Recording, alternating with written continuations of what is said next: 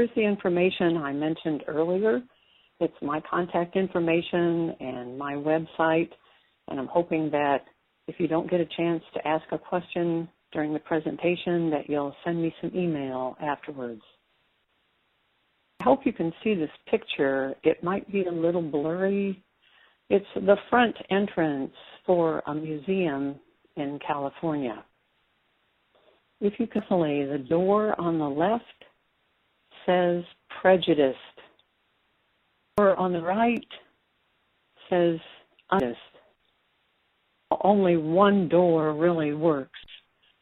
Lots of videos of different individuals standing at the unprejudiced door, banging on it, trying to get in, and then they read what's written on the door: think, now use the other door.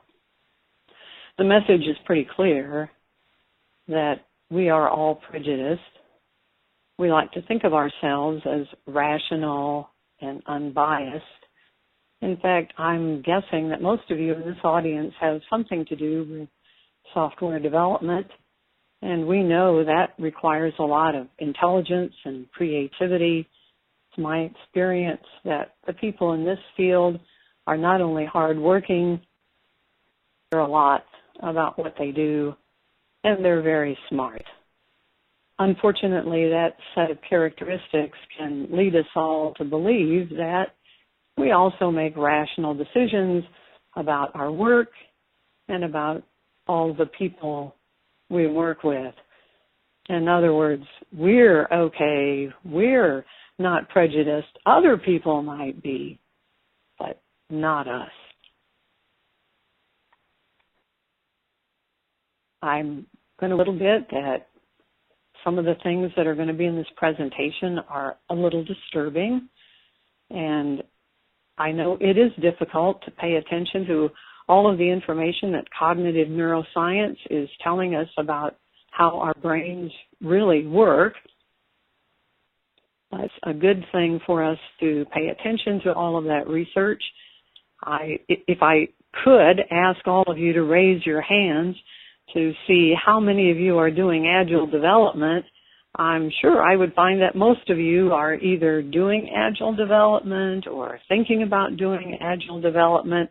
And then I would be asking you the next question, which is, well, why did you make that decision? You decide to move to agile development because you looked at all of the randomized, controlled, double-blind, scientific studies that show clearly the benefits of doing agile development. And I would be very surprised to see any hands, because the truth is there aren't any. Most of us move to agile not because of any science, but because we heard a good story. We heard about someone else, or maybe we tried a few things, or maybe we went to a conference, or we read a book. And all of those stories, we became convinced that agile was the way to go. And incidentally, there's probably no hope that in software development we will ever do any randomized, double-blind, controlled studies that show anything. It behooves us to at least have a look at those areas of study around us where they are doing randomized, double-blind, controlled studies. At least look at those areas where there is real science. See what things we can learn that will help us do a better job. You heard I have a Ph.D. in computer science. I'm not an expert in behavioral economics or cognitive neuroscience. Those are the topics we're going to talk about today, but it's something that I think we need to pay attention to and bring over into software development and learn what we can. So about an experiment. This is called classic experiment. If you were to take a course in psychology, you would undoubtedly have some experience with looking at the work of Sharif and his very innovative approach that he used in Oklahoma in 1954, he was the first to really examine a problem in the way our brains operate. And in this experiment, he collected a group of 12-year-old boys who were in the final version of the experiment, and he divided them into two groups. Now, these two groups were what's called balanced. That is, it shouldn't really be possible if we were going to do a close examination to tell any difference in the two groups.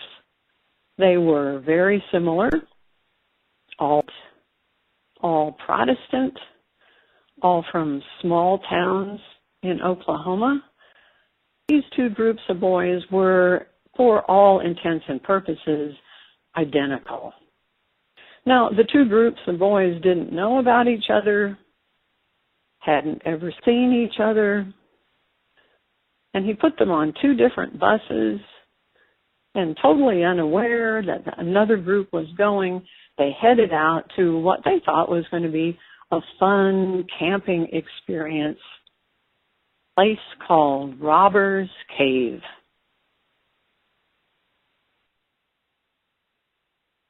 Now, during the first phase of the experiments, the camp counselors, who were also research assistants, just did what you would normally do with a bunch of boys in the woods having fun at a camp. They went swimming, they went hiking,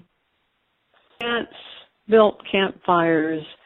They enjoyed all of the things that 12-year-old boys would enjoy in Robbers Cave. During this initial phase, neither group was with, had any knowledge of, never saw, never heard the other group, even though they were both at Robbers Cave. And what they noticed was something really interesting that seems to be a characteristic of all humans of our age or experience. If we have a chance to hang out together for any length of time, we begin to develop a group identity. We say us. We say we. Who are not a member of our group, we begin to say those people, they, about them. Definitely an us versus them situation begins to develop and begins to develop pretty quickly. Talk about some kind of set of colors or names, or we might write songs, we might have slogans, we might have secret handshakes or other signs. We develop things that are our characteristics. Not for nothing that the military puts everybody in a uniform.